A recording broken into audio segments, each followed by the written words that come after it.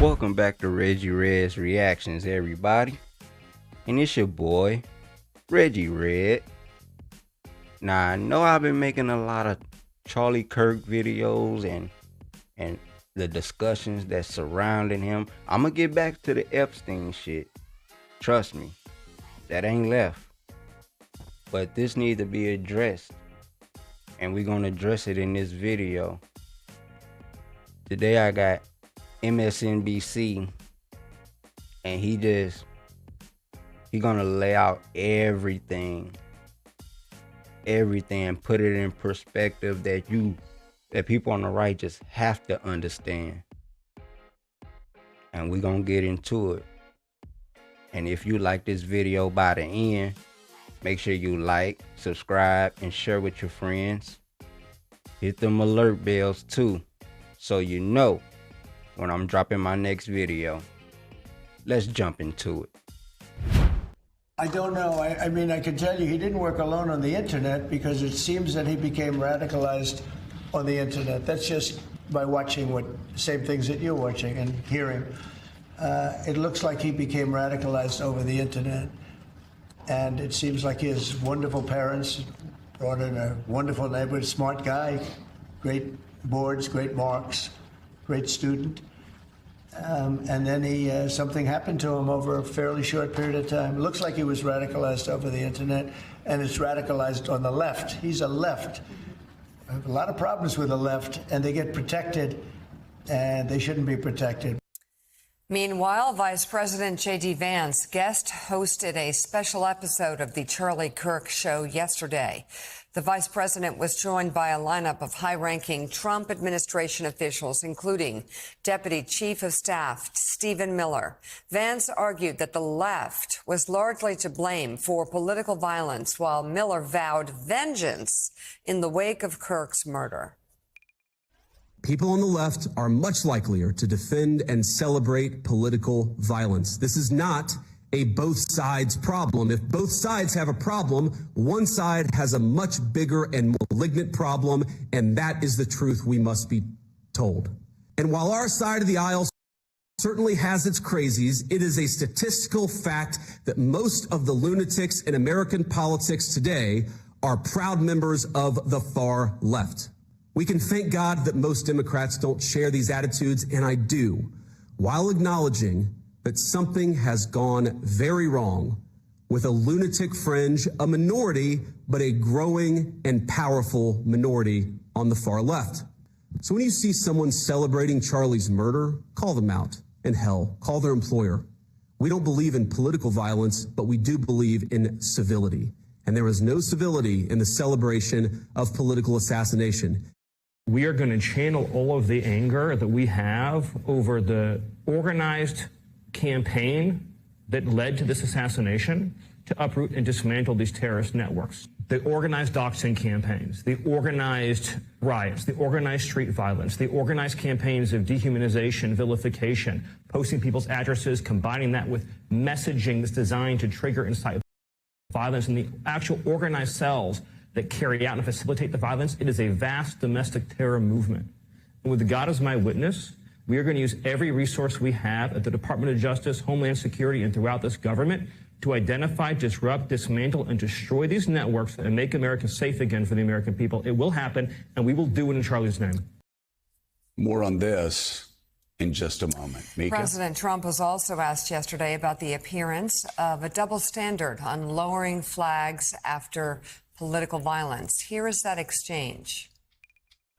In retrospect, given all of the moving ways that this White House has paid tribute to Charlie Kirk, Right. Do you think it would have been fitting to lower the flags to half-staff when Melissa Hortman, the Minnesota House Speaker, was gunned down by an assassin as well? I'm not familiar. The Minnesota House Speaker, a Democrat, who was assassinated this summer. Well, if the governor had asked me to do that, I would have done that. But the governor of Minnesota didn't ask me. I didn't. I wouldn't have thought of that, but I would have if somebody had asked me. People make requests for the lowering of flag, and oftentimes you have to say no because it would be a lot of lowering. The flag would never be up. Had the governor of Minnesota asked me to do that, I would have done that gladly. actually days after the president said he wouldn't even call the governor of Minnesota. I said, why would he call Tim Walz? I really don't know where to begin. I really don't know where to begin. Charlie Kirk's savage murder is violence not only against Charlie Kirk, against his wife, against their beautiful children. It's also violence against the First Amendment, against free speech, and against American democracy. Those who would use that tragic event to try to stifle free speech, which we will get to later, I'm talking about stifling free speech and going after people they consider to be political enemies, certainly didn't hear much of what Charlie Kirk had to say when he said we have to allow all kinds of speech. And I must say, I have been baffled over the past several days by people like Stephen Miller talking about this being a one-sided issue. When just a few months ago, the most powerful Democrat in the state of Minnesota was gunned down in her family's home. And after she was shot to death in her family's home, this June, her husband was gunned down and killed in their family home. Melissa was an elected leader and the leader of the Democratic Party, the Democratic caucus in the Minnesota House. She taught Sunday school. She and her husband left 2 young children gunned down in their own home. So, who is Melissa Hortman? That's who Melissa Hortman was. And it's, again, baffling to me that the same people who were calling for civil war were the same people who said absolutely nothing when she was shot. Or maybe we should talk that same night about the madman who had a hit list of 42 Democrats on it, who then went over and shot 9 times the state senator that Melissa Hortman worked with. John Hoffman took 9 shots to his body. His wife, Yvette, took 8 shots to her body inside their family home. And then the gunman escaped with, again, a hit list with 42 other Democratic names on it, including Tammy Baldwin's, the state senator, or the United States senator from Wisconsin. This followed Josh Shapiro having his home, an attempted arson, trying to burn down his home with his wife and his children sleeping inside of it. His goal, he admitted, was to burn the house down, find the Democratic governor of the state of Pennsylvania, and then beat him to death with a hammer. This, of course, reminds us of the madman that broke into Nancy Pelosi's home, screaming, "Where's Nancy?" A chant eerily reminiscent of what we heard on January 6th, the day that everyone who is talking about civil war would like you to forget forever. But that madman goes in and critically wounds Paul Pelosi, I believe an 82-year-old man who will never be the same, who just barely survived death. And these same people who were saying, J.D. Vance saying, oh, our side doesn't celebrate this, our side doesn't celebrate that. Well, first of all, let me just say, anybody who celebrates political violence is sick. They are sick. Sick. Those who try to brush aside political violence when it's the other side that gets shot or gets beaten or gets burned out of their family homes, they're sick. What did we hear after Paul Pelosi, an 82-year-old man, get brutalized and hit in the head with? What did we hear? We heard laughter. We heard jokes repeatedly from the President of the United States. I remember watching him speak to the California Republican Party, and they died laughing. They thought it was hysterical that an 82-year-old man was almost beaten to death in his own home by a hammer. Now, I know you, like me, were horrified when we heard that happen. I know you, like me, were horrified when you heard that Steve Scalise and others were gunned down while they were practicing baseball for the congressional baseball game by a left-wing freak, a left-wing madman. I know that.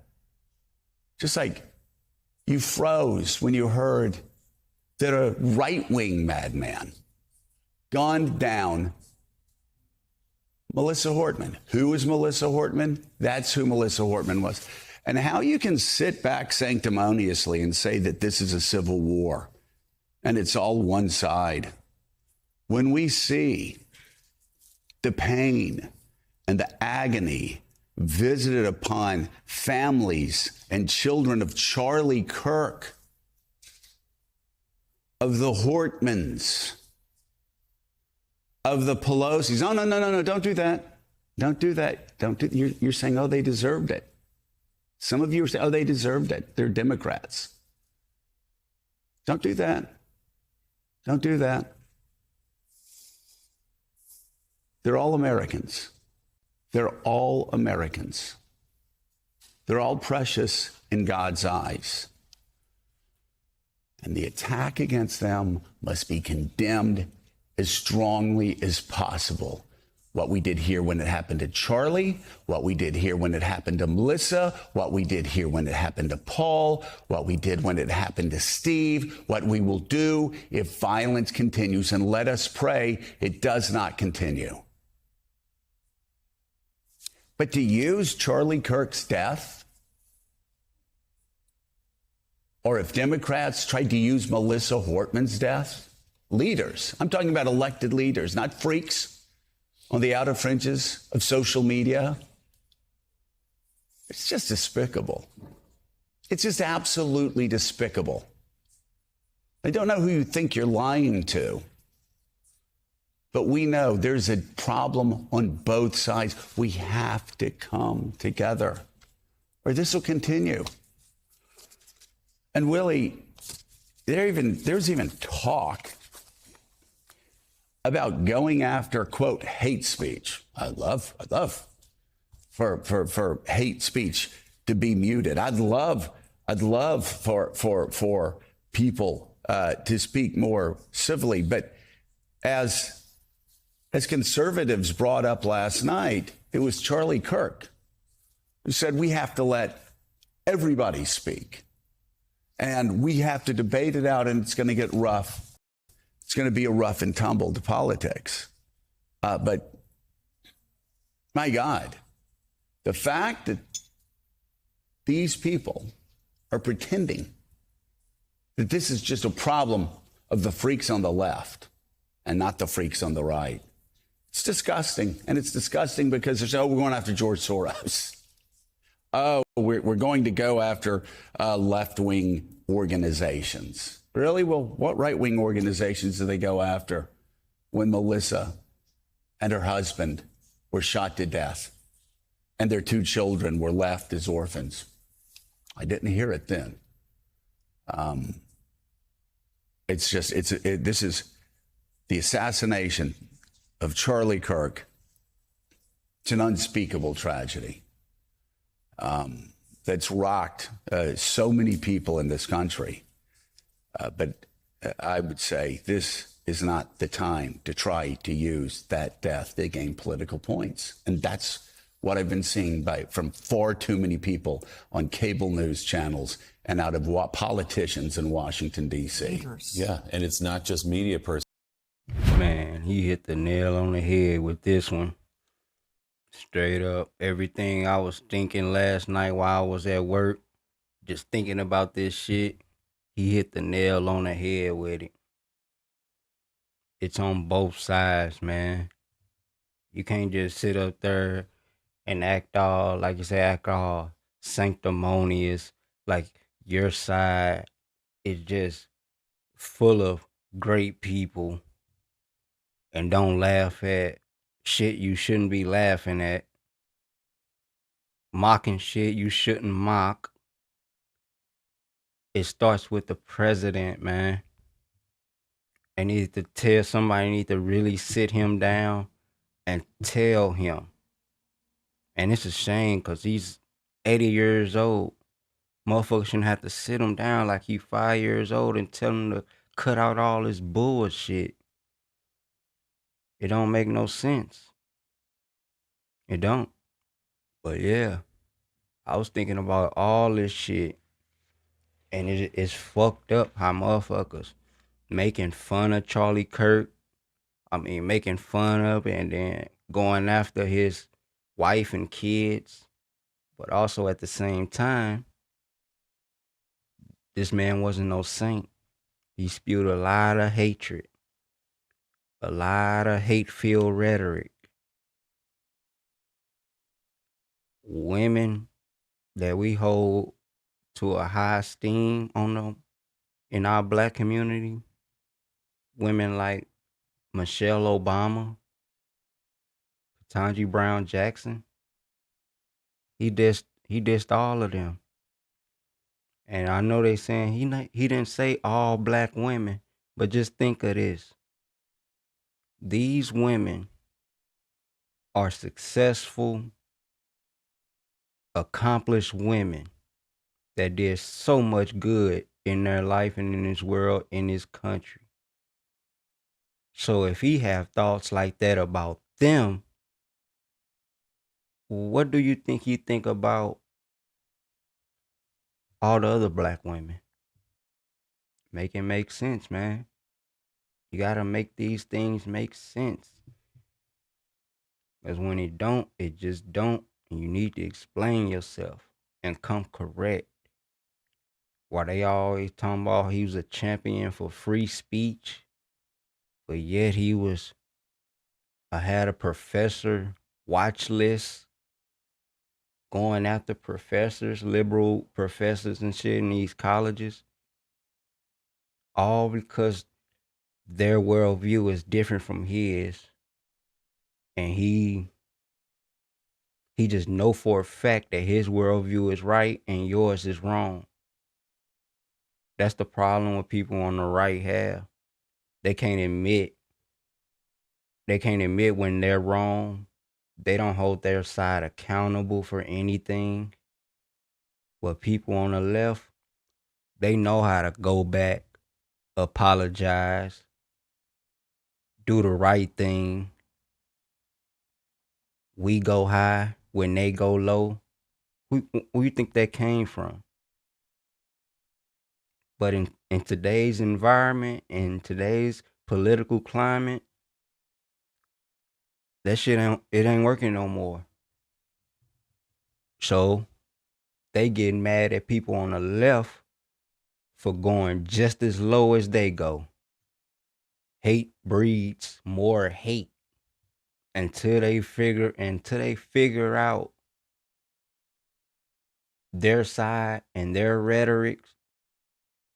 This shit ain't gonna never end. It's gonna be more death, more destruction, more blood. Let me know what y'all think in the comments, man. If you like this video, shoot me a like.